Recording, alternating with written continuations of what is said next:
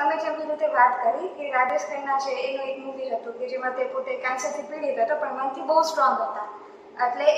મેં એવું પણ સાંભળ્યું છે કે જો તમે મનથી સ્ટ્રોંગ હોય તો તમારી અંદર કોઈ પણ ડિસીઝ છે એને તમે સારી રીતે એની સામે લડી શકો અને ઘણા અંશે તમે એને ક્યોર પણ કરી શકો. ચોક્કસથી,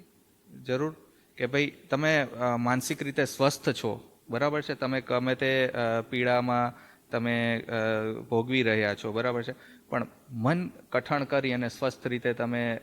એ કોઈ પણ પીડાનો સામનો કરો તો કોઈ પણ પીડા તમને ચૂપટીભરમાં તમે એમાંથી બહાર નીકળી શકો છો. અને બહાર નીકળો કે ના નીકળો, એ કોઈ પણ બીમારી પીડા સહન કરવાની શક્તિ છે ને એ 100 ગણા વધી જાય છે. તમે આપણે ઘણા બધા મૂવીઝના તો દાખલા લઈએ તો આપણે મુન્નાભાઈ MBBS હતું, બરાબર છે, એ માણસ આપણે જોઈએ છીએ વ્હીલચેર ઉપર છે, એ ભાઈનું નામ આનંદ હતું, બરાબર, પણ આનંદમાં નહોતો, બરાબર, પેરાલિસિસ, બરાબર છે, હોસ્પિટલને એ વ્યક્તિ બોજ લાગતો હતો શારીરની પીડાથી, પણ એને માનસિક આનંદ આપવાથી, એને માનસિક રીતે સ્વસ્થ બનાવવાથી એ માણસ છેલ્લે હાલતો ચાલતો થઈ ગયો.